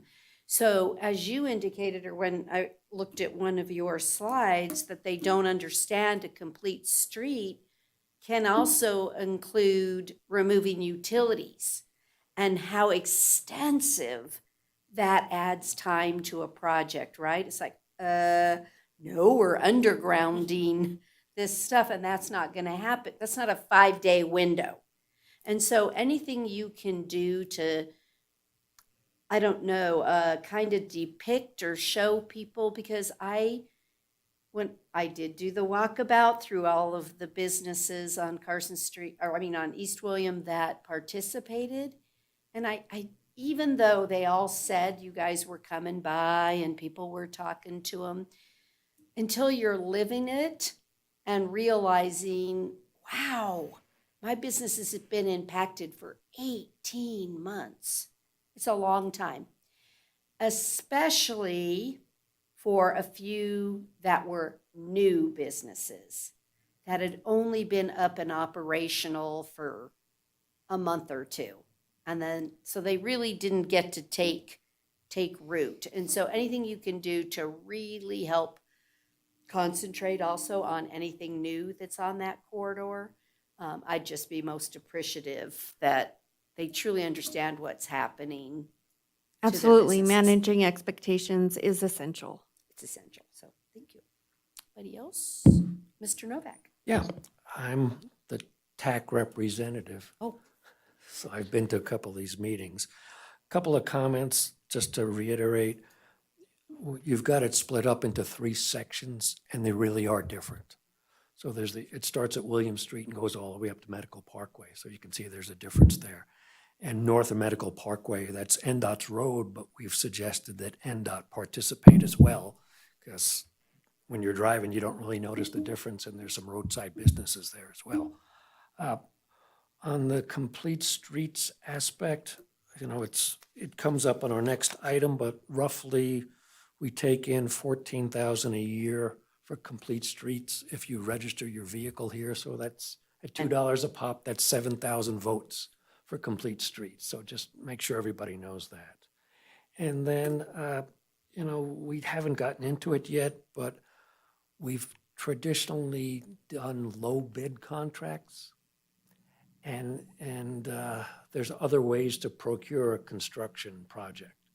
So we can do construction manager at risk, or design build, or factor in number of working days with your bids. So I think, as we move ahead, we'd need to consider those options, and try and keep the costs reasonable and get a contractor on board maybe to help you pull this together. Might be worth a try. So that's all I got. Mr. Costa?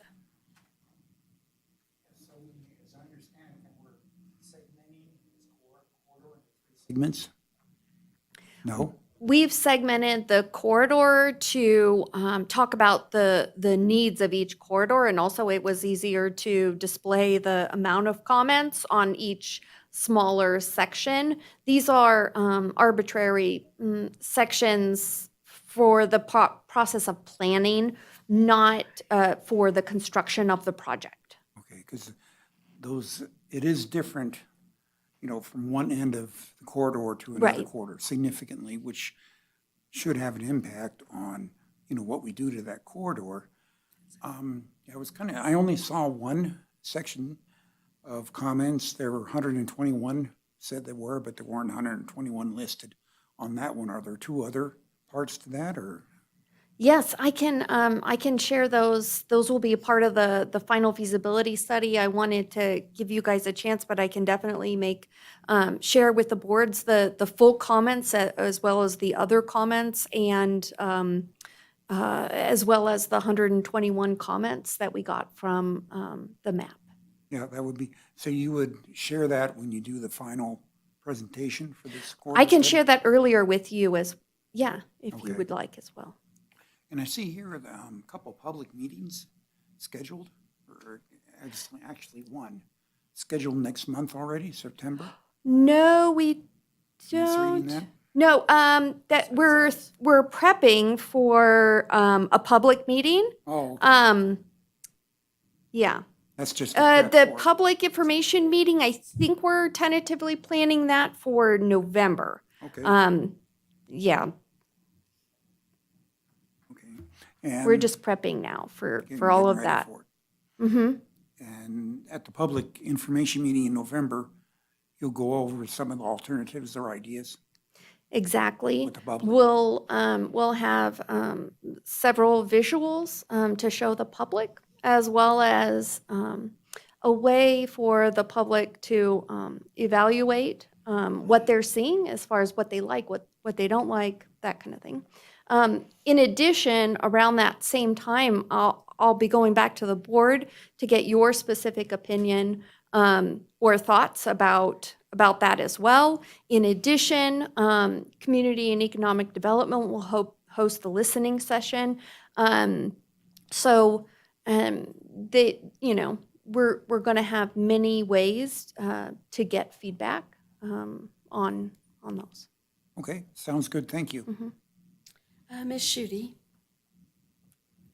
Thank you.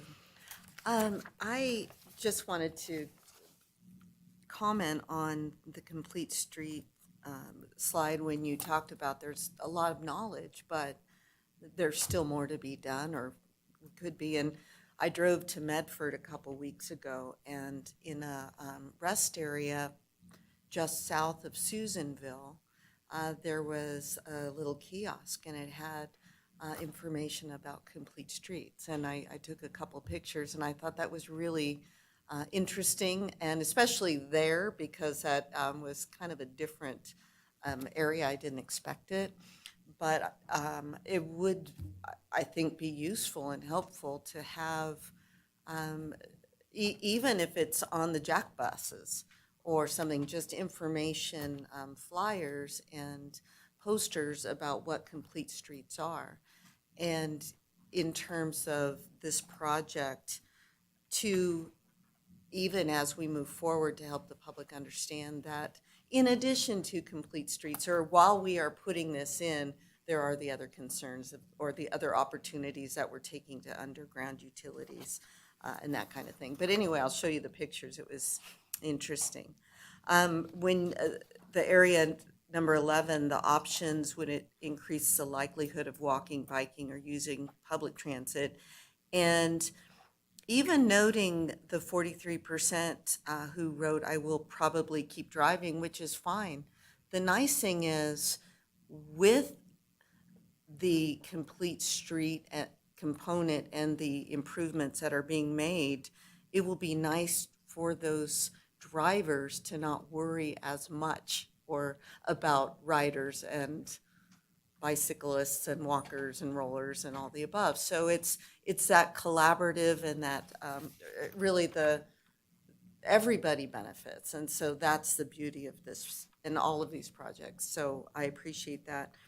And finally, the lessons learned. Thank you. There are so many lessons learned, and we can continue to improve and continue to build on that and continue to course correct. And so I appreciate it, and I really appreciate you being here as well, because it is that collaboration between not only transportation but community, and because that ties in with number 5, the select your top 3 overall priorities. While redevelopment opportunities that didn't rise to the top 3, I guarantee you that once the improvements are in, the beautification, the bike and ped improvements, there are more opportunities to redevelop. It's projects are more beneficial to potential buyers. So anyway, kudos on this report. Anybody else? Mr. Novak? Yeah, just to clarify, it sounds like before the public meeting in November, William Street will almost be done, right? So Well, that's people what I- will be seeing what a complete street looks like. So I think the timing will be critical. And I know in Hope's master plan, there's corridor multi-use, and things will be changing on that corridor. That's the way you've got it set up. So we'll see how it turns out. Thanks.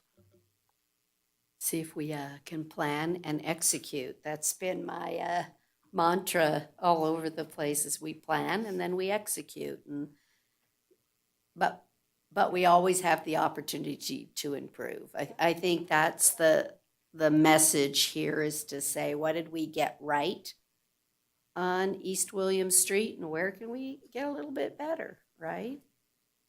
Some of it, like the Root Street project, sometimes you have an unintended impact that there's no way you can know it in advance, or you'd have to spend so much money to do ground penetrating radar or something, and spend more money to know what's going to come And at you. So and sometimes get better in real time, like that walkabout opportunity. It's just, okay, let's just do something right now. yeah, let's give it a try. So thank you so very much. Again, this is a non-action item. So we will keep moving on down to agenda item 6A.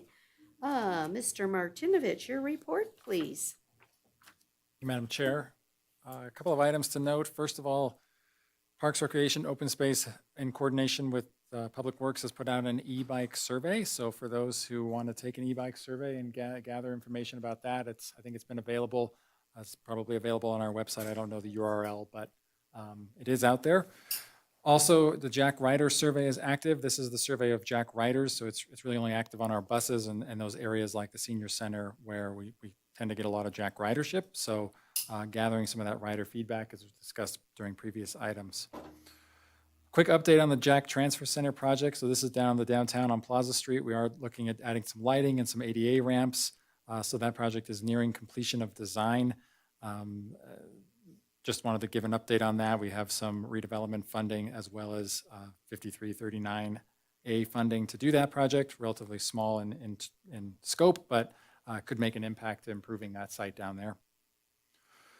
We've completed updates to our school zone beacons. So school starts next week. So I want to remind everybody to watch out for kids crossing the street in crosswalks and around those active school zones. The beacons are ready to go with all the new school time changes. Now that Tuesday is a minimum day every week, except for the first week. Look for that in the middle of the day when you may not be expecting those beacons to be on.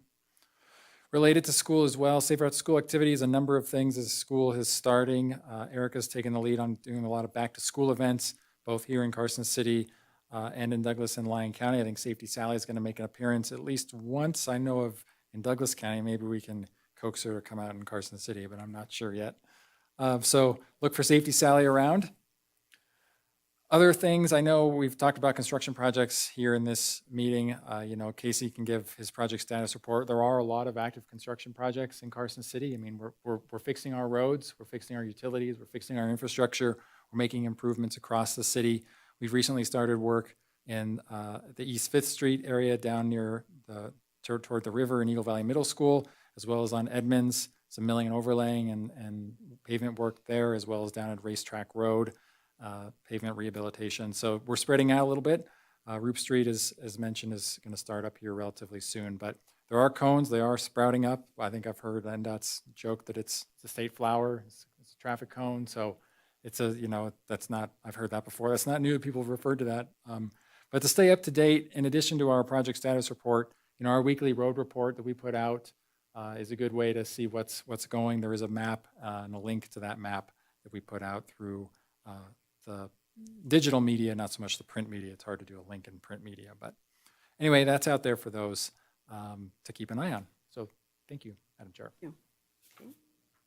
We'll go on to agenda item 6B as in boy, Chris. 6B, I have 2 months worth of reports here for street and control systems. Back in May, there was a lot of crack sealing being done on a number of streets across the city, so there was significant crack sealing effort being completed. Potholes have been pretty steady, so not a real uptick or change there. In June, a lot of activity related to weeds. We started seeing a lot of weed growth across the city, so the crews were out doing those sprays on the sidewalks and some of those public landscape areas along the streets to minimize the weed growth there. So there was a lot of effort applied and gallons of the weed abatement material. On the control system side, it's busy as usual, keeping up with things as they go, proactive maintenance, as well as responding to failures and in some cases crashes. The crash down at I-580 US 95. There was some scrambling and temporary measures taken to support that traffic signal pole, and eventually a new signal pole will be installed there, and NDOT's coordinating and handling all of that. But we're out there immediately responding to and addressing and making sure everything's safe. So that concludes the item 6B for me. Thank you, Madam Chair. Okay. We'll move on to agenda item 6C. Casey is available to do the project status report if there are any questions on projects, or if you'd like him to walk through that. On the revenue side, we're going to start, well, I think next month, we're going to update this sheet. It'll probably go to 3 sheets because we want to add the Street and Highway Fund revenue table to this. There's not really a lot of room to do that on this current structure, so we're going to add that table, make some other adjustments, but look for that update starting next month. That'd be wonderful. Okay. Your discretion, Madam Chair, about if you like Casey. I think He's prepared. I think one of the neat things that, again, if we asked the community, how much do we have? So I've done a couple of presentations lately, and now I'm looking at this one and saying, woo, I'm behind. And they already were shocked when the one from 2 months ago had 18.2 million. And so one of the things that, and I don't know how we do it to, again, be more informative, but looking at this to say, I have 22.8 million in active projects that have been deployed throughout our community. And so when you look at things and say, could we really withstand more? I'm not so sure we could, right? It's amazing how people want the roads fixed, but the orange flowers have not been people's best friends around the community. They're very frustrated, right? And saying, oh my goodness, every road I want to take has a cone on it. And so I find it interesting when you look through these to really see, and I hope that the public has more and more opportunities to see this project status report. So I just want to say, if there's a way to make it more visible on the website, that they can just hit it, I just ask you to think about it.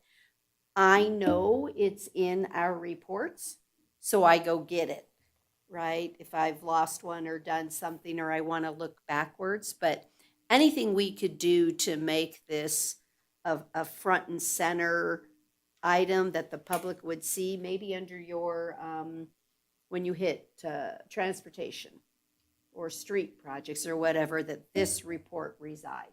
We can move it up on our website. It's in the transportation documents page. So you'd go to transportation documents, it's there. But we can move it up a level or two. I just think any opportunity that we can share information with the public and that it's readily available, they don't have to click to something that they don't know they need to click to, because they don't know it exists. They don't even know the report is there. I am always fascinated, because the other thing it will do for us is, I've been communicating with an individual that thinks a project belongs to us, and it's like, it's not our project.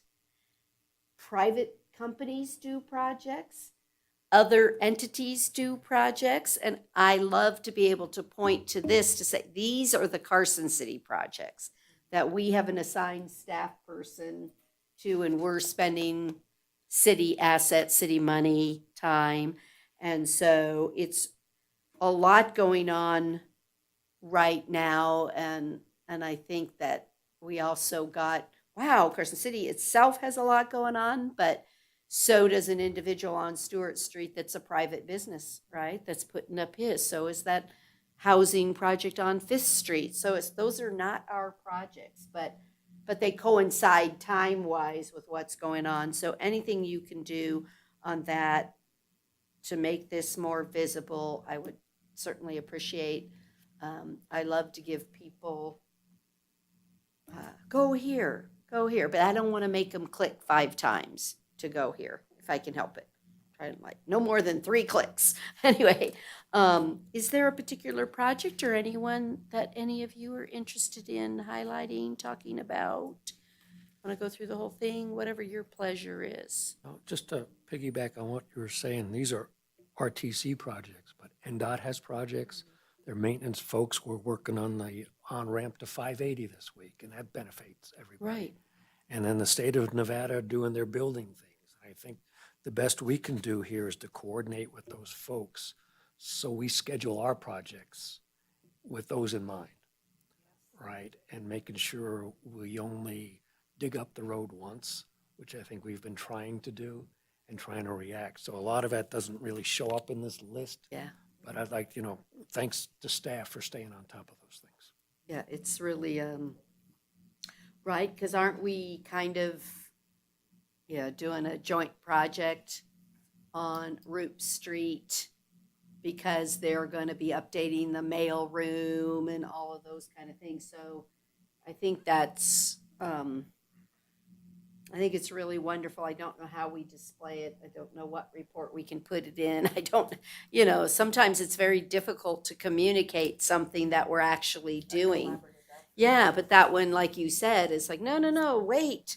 We want to do water, or we want to do sewer, and you need to come in with us or us with you. I do know that you guys do a great job, that when we're going to have a street open, that you're notifying all the utilities. It's like, wow, if you've got anything that you need to do under this road, now's your time, because we have to give permission, right, for people to open a street, to be able to come in and do a utility or a project. And we certainly don't want to do, yay, we did that, and here we are 6 months later, cutting it open again to do that. So I don't know how we articulate in what report or what way. I don't know. You guys are doing a great job at it. I just don't know how to convey it to the general public. But can we talk about the College Parkway and Airport Road preservation project on page 8? And just talk to me a little bit. It says here that you guys did the punch list, punch walk, whatever. Yes. I'm assuming created a punch list. Yes, exactly. How are we doing? Let me say, how do I want to say this right? I think oftentimes we see a project and we're driving through it, and we may think it's not as well perfected as we think it should have been. And so you guys are doing walkthroughs and punch lists and ensuring that it matches what was bid. And I think- Absolutely. right? And I That's think that's exactly what another happens. important thing that maybe the public doesn't understand. So can you give me some examples on this project of like what was on the punch list? For this particular project, I'm not prepared to speak on the punch list items for this project. I think maybe another one that is fairly visible that could be talked about is the Carmine Street project, where we did all that storm drain work. And one of the things that happened when they were in there doing striping, I don't recall what the event was. They ended up having to stop because their temperatures dropped, or it was probably rain related, and they didn't finish striping the crosswalk there at the intersection with Lampa. So that was a punch list item. That's done now. If you drive through there, which I did today, everything looks spick and span. But there's other things that are on the punch list as well that are still being wrapped up. But those are the sort of things that happen, and we are making progress on that. I hope that example on another project helped. Yeah, I'm just interested, again, being transparent as we can with the public, that, the projects are not going to be 100% spot on, and we check them. That's a task that our staff does, or a third party, depending on the way we've contracted for things. But in the future, if there was a major punch list component, if you can put examples in this report, only if there's major things, the normal, like you said, ticky-tacky. I would just like to know if there was something, something that changed the project dynamically or did not let it complete on time. Those are big deals to me. You know, why did we think the project was going to be 6 months and it took 19 months, right? When you look at all your dates and your project schedules, just if you can help us if there is stuff on that, I'd be most appreciative, because I think it's important that all of us are able to tell the public that our team is doing their job. Absolutely. Because, right, you often hear, oh, they don't hold the contractors accountable or responsible. And it's like, it's not true. We do. We do. So I'd be most appreciative. I was just going to say, this makes me think of our Carson City multi-use path project, or no, this was East Fifth Street. When we did East Fifth Street in 2024, there was a single bollard that had a long lead time. They had shipped out a shipment of them, but it was one short. And we ended up having that project extend for months. It was a small item. It was a punch list item, but it did have a delay. And so that's the sort of thing that you would like to Perfect. see Yes. mentioned specifically. Yes, that would be wonderful, because that's, like I said, I got calls from the public of, like you said, what is going on Root Street? They've had it exposed and ready, and what's the problem? It exposed something, all right. But it just would be helpful for those kind of things, for people to look in the past and say, hey, this is what comes up. No one could have imagined. I think Sierra Flats, really, what was their problem? They were like 9 months late to opening or something over a part for an elevator, right? And you're like, you got to be kidding me. But I think those would be great things if you can add them. Just again, it wasn't necessarily the contractor nor the city. It's an unintended event that happened. So I'd most appreciate that. Plus, they might get a kick out of some of the things. Really? That happened? But anybody else? Mr. Novak? Casey or Chris, anything new on Ash Canyon Road yet? Yeah, I can give a little bit of an update on that. In the last week of July, the geotechnical engineer from the FHWA team came down, and he and I oversaw some borings that were completed. We also did some potholing for the water line that's up there that comes directly out of those water tanks. We were able to determine that that water line is much deeper than we expected, so woohoo for that.